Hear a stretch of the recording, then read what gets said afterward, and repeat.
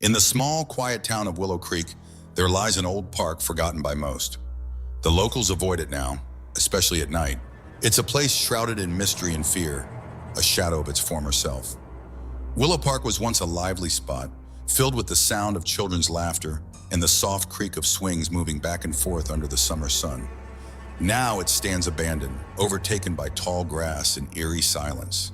But the swings, the very swings that were once a symbol of joy, are now a source of terror.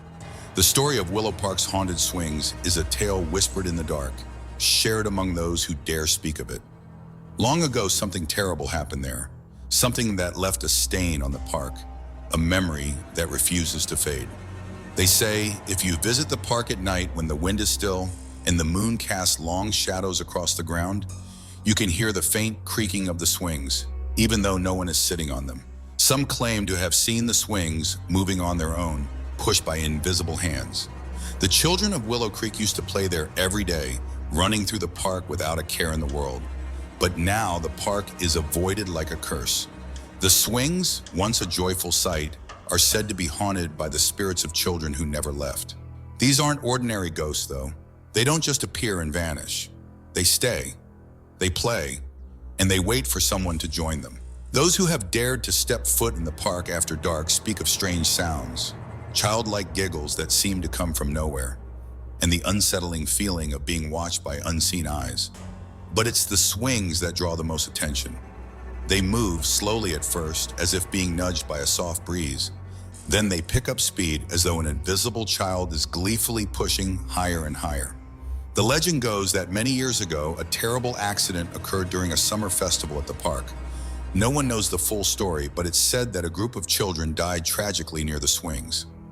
Since that day, the swings have never been the same. Some believe the spirits of those children remain trapped in the park, doomed to play forever in a world between the living and the dead. No one knows for sure, but one thing is clear. Those who visit Willow Park at night never come back the same. For some, it's just a scary story meant to frighten the young and foolish. But for those who have heard the creaking of the swings with their own ears, it's more than just a story. It's a warning. The swings at Willow Park are not empty. They are waiting for the next curious soul who dares to enter the park after dark. And once you step inside, there's no guarantee you'll ever leave. This is the tale of Willow Park's haunted swings, the place where children still play at night. Years ago, Willow Park was the heart of the town. It was a place where families gathered and children spent their afternoons playing until the sun dipped below the horizon. But one summer changed everything. A summer festival that was meant to bring joy and celebration instead turned into a nightmare. It was a hot, sunny day, perfect for the annual summer fair. The park was full of life, with stalls set up, laughter in the air, and children running around without a care. Among them was a group of young friends, their favorite place being the swings, where they spent hours trying to see who could swing the highest. It was supposed to be a day like any other, full of fun and laughter, but fate had other plans. In the middle of the festivities, something went horribly wrong. A section of the old park pavilion, which had been left unattended for years, collapsed unexpectedly. Panic spread like wildfire as people rushed to help, but it was too late. Several children were trapped under the rubble, including the group playing on the swings. Their joyful screams turned into cries of fear, and then silence. By the time the dust settled, it became clear that the park would never be the same. The town was shaken. The loss of the children was too much to bear. The park was shut down, its once vibrant colors fading as it was left to rot. What was once a place of joy became a place of sorrow, forever marked by the tragedy that took place. Over time, rumors began to spread. People started saying they could hear the swings creak at night, even though no one had used them in years. Some claimed to see shadowy figures of children playing in the moonlight, only to vanish when approached. But the strangest part of the legend was that the swings never seemed to stop moving, even on the stillest nights. Locals whispered that the spirits of the children who died in the park never left. They were still there, stuck between worlds, reliving their final moments in an endless loop. The swings, once symbols of joy, had become their prison. The tragedy became more than just a painful memory. It became the source of fear. People avoided the park, and soon it fell into complete disrepair. The swings, rusted and creaking, became a reminder of what had been lost. Yet every now and then, someone would hear the faint laughter of children echoing through the night, a chilling reminder that the spirits still lingered, bound to the place of their untimely death. The legend of the haunted swings grew, but few dared to see it for themselves. Those who did often came back changed, haunted not only by what they had seen, but by what they had felt. The swings were alive, in a way that no one could explain. And the children, well, they were still there waiting. As with all ghost stories, the tale of Willow Park's haunted swings eventually reached the ears of those who were skeptical. For years, it was mostly ignored, a story told around campfires to scare the younger kids, but no one had taken it seriously in a long time. That is, until a group of teenagers, bored with their small-town lives and hungry for some adventure, decided to test the legend for themselves. There were 4 of them: Ethan, the leader of the group, and a known skeptic who didn't believe in anything paranormal; Sarah, who was fascinated by ghost stories and loved anything that sent a chill down her spine; Jacob, the thrill seeker who always pushed things too far; and Mia, who was the most cautious, often hesitant about their dangerous adventures but always tagging along. The group had heard the stories of Willow Park for years, but it was Jacob who first suggested they visit the park after dark to see if there was any truth to the haunting. "Come on, it's just an old park," Jacob said, grinning. "It's not like we're going to see any real ghosts. It's probably just the wind pushing those swings." Mia, always the more careful one, voiced her concerns. "What if something really is there? People have gone there and come back terrified. You've heard the stories." Ethan, dismissive as always, shrugged. "It's just a bunch of kids' tales. There's no such thing as ghosts. Let's prove it once and for all." And so, they made a plan. They would go to Willow Park late at night, just before midnight, the hour when the swings were said to start moving on their own. Armed with flashlights and a sense of invincibility that only teenagers seemed to possess, they snuck out and made their way to the abandoned park. The closer they got, the more uneasy Mia became. But she didn't want to seem scared in front of the others, so she kept quiet. When they arrived at Willow Park, it was exactly as they had expected. Overgrown with weeds, rusty old playground equipment scattered around, and the iconic swing standing eerily still in the middle of the park. It was quiet, too quiet. "See, nothing to be scared of," Ethan said, his voice echoing in the stillness. But Sarah, who had been studying the legend for years, couldn't shake the feeling that they were being watched. The air was thick with something she couldn't quite put her finger on. Jacob, always eager to stir things up, ran ahead to the swings and pushed one gently. "Well, here we are. Haunted swings, huh? Looks pretty normal to me," Jacob said, laughing as the swing moved slowly under his hand. But just as the swing began to lose momentum, something strange happened. The other swings, the ones Jacob hadn't touched, started to move. At first, it was barely noticeable, a soft creak of metal, like they were swaying in the breeze, but there was no breeze. Soon the swings were moving faster, as though something was sitting on them, pushing themselves higher and higher. Mia's heart raced. "Did you guys see that? They're moving on their own." Ethan tried to rationalize it. "It's probably the wind or..." But before he could finish, they all heard it. A faint, distant sound. Laughter. Not the joyful laughter of children playing in the sun, but something softer, more sinister. It was the sound of children playing, but it carried with it an unnatural coldness, as if it had come from a place long forgotten. The group froze, staring at the swings, which were now moving violently, as if being pushed by invisible hands. Sarah, wide-eyed, whispered, "The story, it's real." The once confident teenagers were now rooted to the spot, unsure whether to run or stay. What had started as a fun adventure had quickly turned into something far more terrifying. They had come looking for proof of a haunting, and now they had found it. But this was no friendly ghost story. The swings weren't empty, and whatever was pushing them wasn't about to let the group leave unscathed. The night air in Willow Park grew colder, unnaturally so. The swings creaked louder now, swaying violently as though invisible children were playing on them, and the eerie laughter echoed through the trees. None of the teenagers spoke, too stunned and terrified by what they were witnessing. Their flashlights flickered as if the very air was draining their energy. Ethan, still trying to maintain his skepticism, swallowed hard. "It's just the wind," he muttered. though his voice lacked its usual confidence. The others knew better. There was no wind. The swings were moving faster, as though whatever unseen force had been gently nudging them was growing impatient. And that laughter, it was getting louder, sharper, no longer distant, but closer, as if surrounding them. "I don't like this," Mia whispered, taking a step back, her eyes darting around. "We need to leave. Now." Jacob, always the thrill seeker, chuckled nervously, but even he couldn't hide the fear in his voice. "You guys scared of a couple of swings?" But as soon as he said it, something else caught their attention. A small, round ball rolled across the grass, seemingly on its own. It bumped into Mia's foot, stopping dead in front of her. She gasped, jumping back, her heart racing. "Did you see that? What moved it?"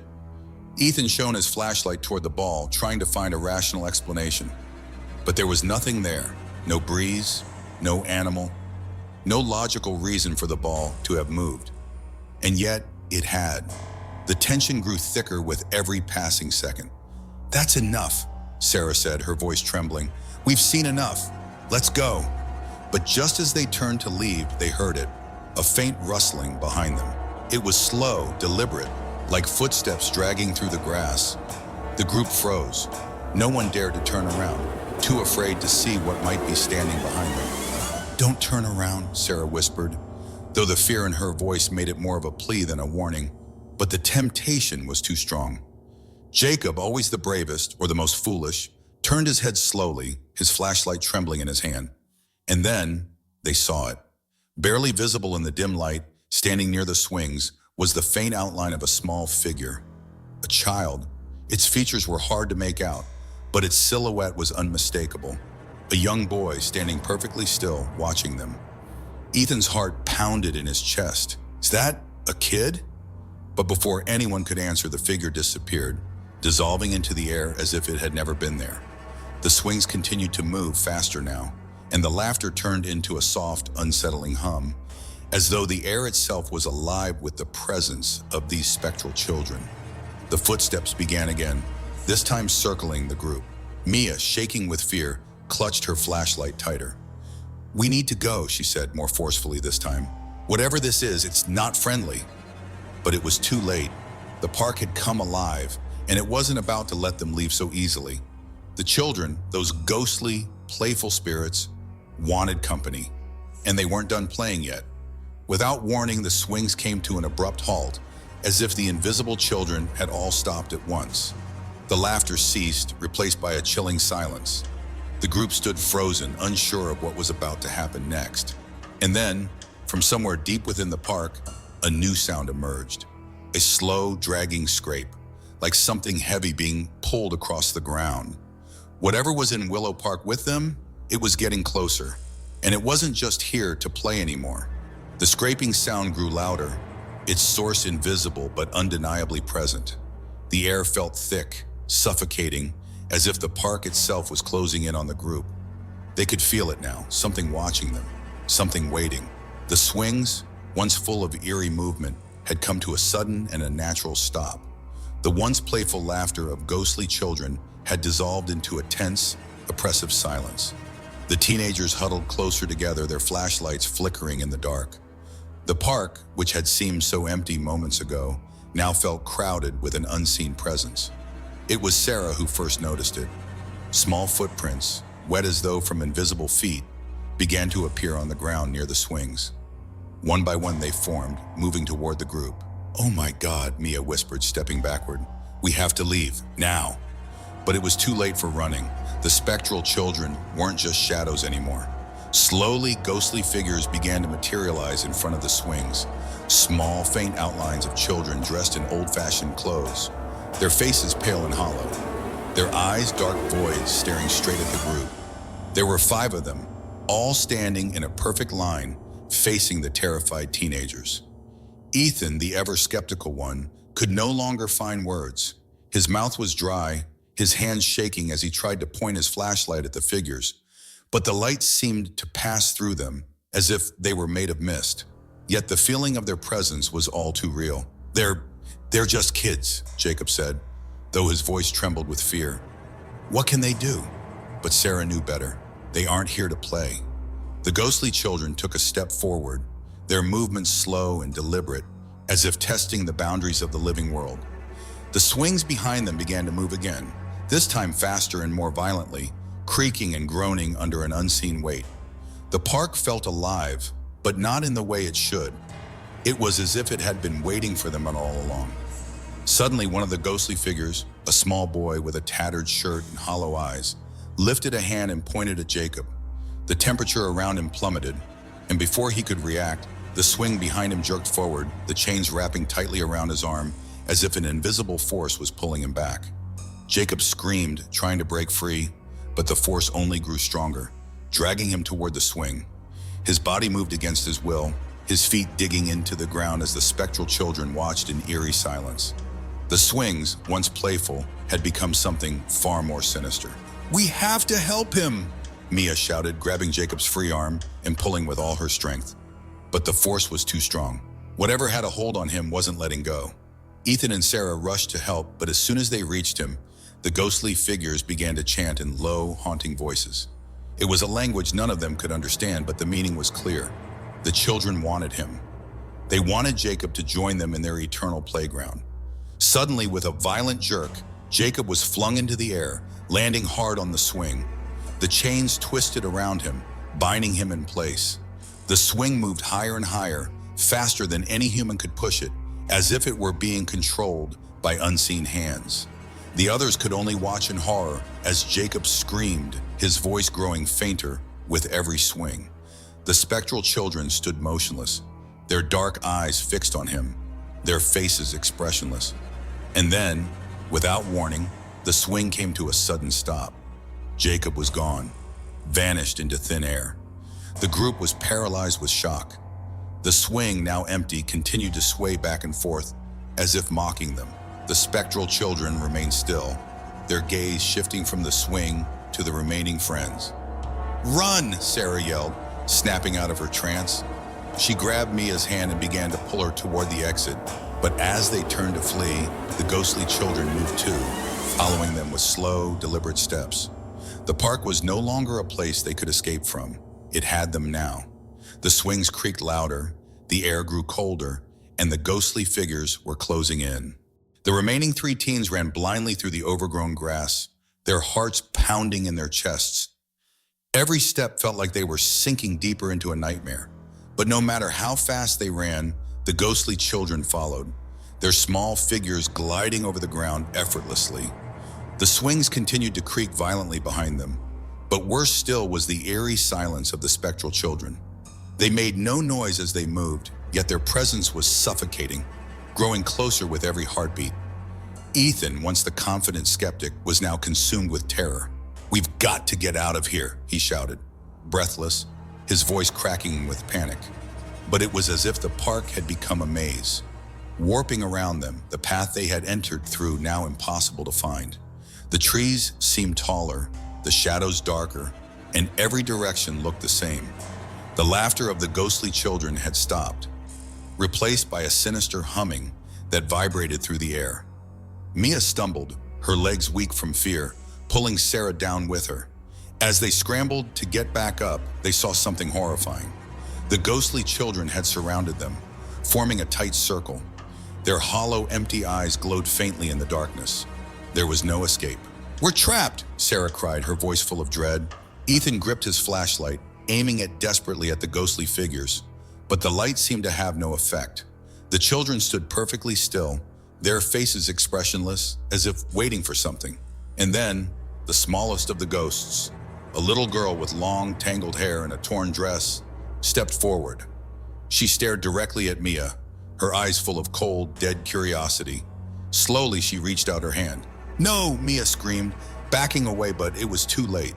The ghostly girl's cold fingers brushed against Mia's arm, and instantly, Mia's body stiffened, her eyes wide with terror. She was frozen in place, as if paralyzed by the touch of the spectral child. "Mia, snap out of it!" Ethan shouted, rushing to pull her away. But the air around them grew heavy, as if the very ground beneath them was holding them captive. The spectral children began to close in, their faint humming turning into a low, haunting chant. Sarah looked around frantically. We need to do something. We can't let them take her like they did Jacob. But the ghostly children had other plans. Without warning, the swings behind them began to move again, faster and faster, the chains rattling violently. This time, it wasn't just a single swing. It was all of them, swinging in unison as if being pushed by invisible hands. Mia's body started to lift, her feet leaving the ground as though the ghostly children were dragging her toward the swings. Her face was pale, her eyes wide with terror, but she couldn't speak, couldn't move. The force pulling her was too strong. "We have to stop this," Ethan yelled, trying desperately to pull Mia back. But the ghostly children were too powerful. The spectral boy who had taken Jacob appeared again, standing by the swings, waiting, watching. In that moment, Sarah realized the horrifying truth. The swings weren't just haunted, they were cursed.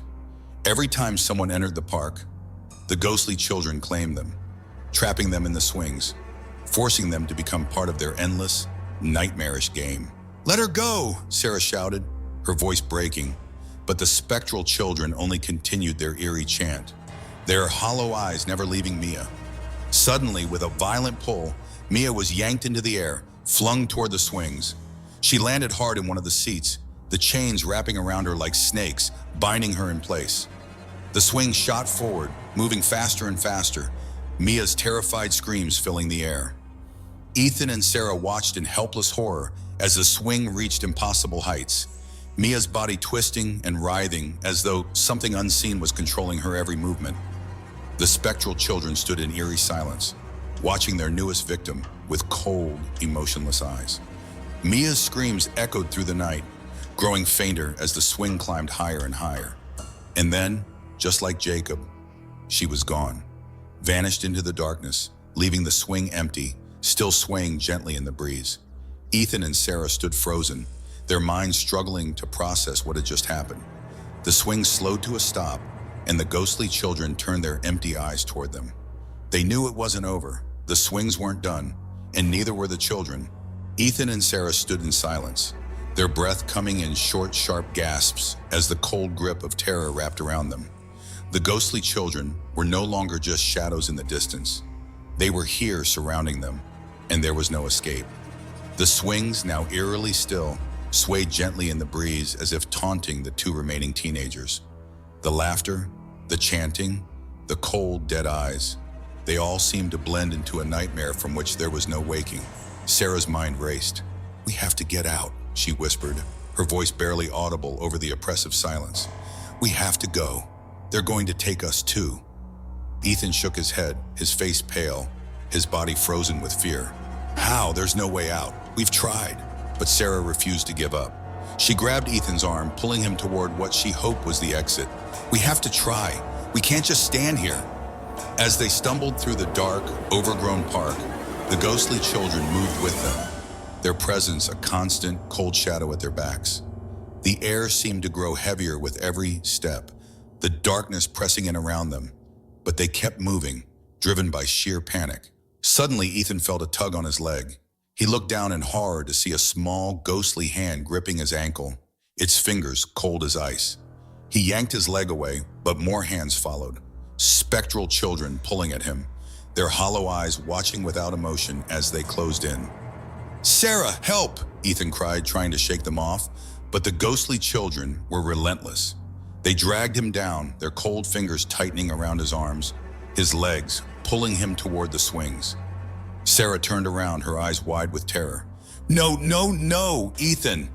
She rushed toward him, but as she reached out to grab him, she felt a cold breeze sweep past her, knocking her back. Ethan screamed as he was dragged across the ground, the swings creaking louder as they prepared to claim him. His hands clawed at the earth, desperate to hold on, but the ghostly children were too strong. The swings began to move again, violently this time, and Ethan was lifted into the air. His body twisted and contorted as the invisible force took hold, flinging him onto the swing. The chains wrapped around him, just as they had with Jacob and Mia, binding him in place. The swing shot forward, carrying him higher and higher into the darkness, his screams filling the air until they were abruptly cut off. Ethan was gone. The swing, now empty, slowed to a stop, swaying gently in the night. Sarah stood in shock, her heart pounding in her chest. She was alone. The park was silent once more. The ghostly children, standing still, their eyes fixed on her. She knew there was no escape. The park wanted her too. Tears filled her eyes as she backed away, her legs shaking, but she knew it was futile. The ghostly figures began to move again, their hollow eyes locking onto her, their expressions unchanged. The swings creaked louder, as if they were calling her, beckoning her to take her place. In a final act of desperation, Sarah turned and ran, her heart pounding in her ears, her breath coming in ragged gasps. But no matter how far she ran, the park stretched on, twisting and turning, offering no way out. The ghostly laughter followed her, growing louder, closer. Suddenly her foot caught on something, and she fell hard onto the ground. Dazed, she looked up to see the swings in front of her, moving slowly back and forth, waiting for her. The ghostly children surrounded her, their small hands reaching out. Sarah screamed, but no one was there to hear it. The cold, invisible force gripped her, lifting her off the ground. She struggled, but it was no use. The swings were ready. She felt the cold chains wrap around her, binding her to the seat as the swing began to move, faster and faster. The last thing she heard was the eerie, childlike laughter echoing through the air as the swing soared higher into the night. And then, nothing. The swings at Willow Park stood still once more, bathed in the pale light of the moon.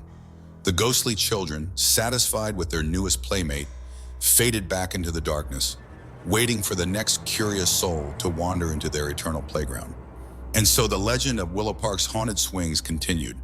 The story of the spectral children who played at night, forever waiting for the next unwitting visitor to join their never-ending game.